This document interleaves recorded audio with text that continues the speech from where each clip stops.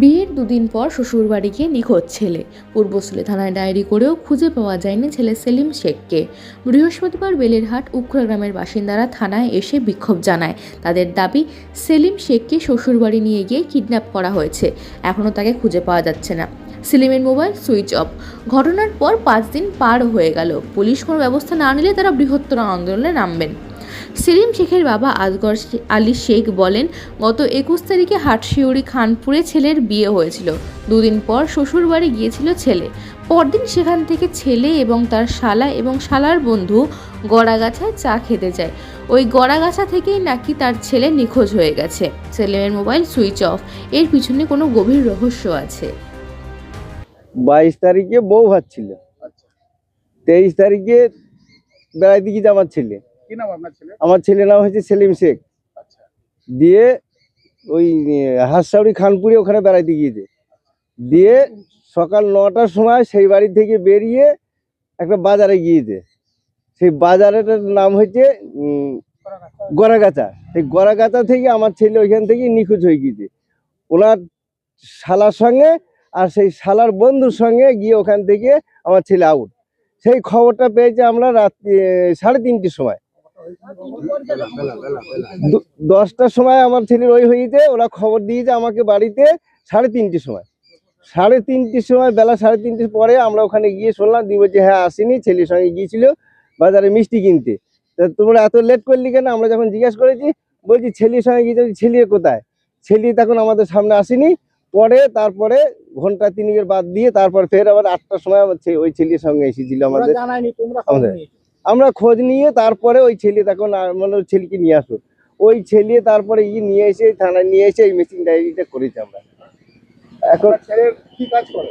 আমার ছেলেও উড়িষ্যা হোটেলের কাজ করে। কবে বিয়ে হয়েছিল? হ্যাঁ, গত 21 তারিখে। শ্বশুর বাড়িটা কোথায়?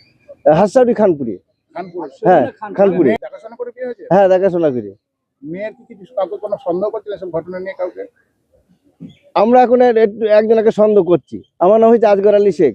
আপনাদের বাড়ি উখুরা। পুকুরে কোন পাড়া? উখুরা নিচু পাড়া। জানা গেছে, নিমদহ পঞ্চায়েতের বেলেরহাট উখরা মুসলিম পাড়ার যুবক সেলিম শেখ কর্মসূত্রে উড়িষ্যায় থাকেন।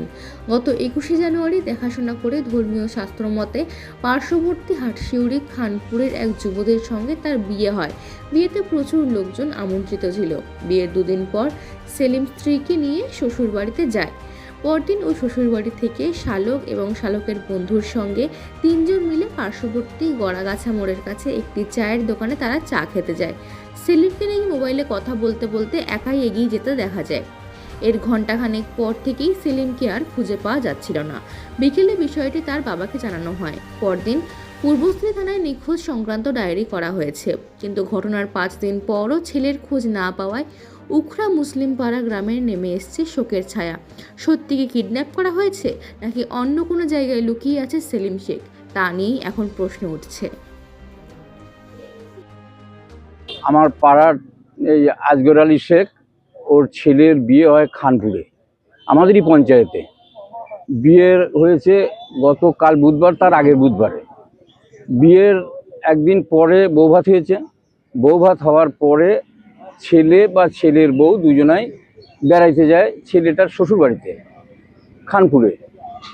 গত শনিবারে হারিয়েছিল তো, শনিবারে সকালে নাকি আমরা শুনলাম তাদের বাড়ির লোকের মুখ থেকে যে তারা চা খেতে গেছিল সকালে 9টায়।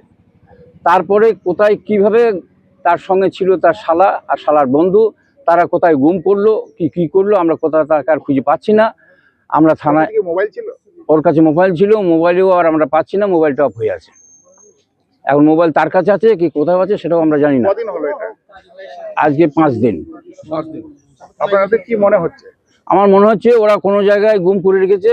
হয়তো আমার যেটা ধারণা, ওই ছেলের বন্ধু, ওর সঙ্গে হয়তো ওই মেয়েটার কোনো সম্পর্ক থাকতে পারে। যদিও না থাকে, এর ইচ্ছা ওই মেয়েটাকে হয়তো বিয়ে করবে, এরকম কোনো প্ল্যান থাকতে পারে। যেহেতু বিয়ে হয়ে গেছে সেহেতু এই ছেলেটাকে গুম করে দিয়ে ওই মেয়েটাকে বিয়ে করতে চাই, এরকম ধারণা আমার। আর আমার নাম ইসমাইল শেখ, বাড়ি উখুরা।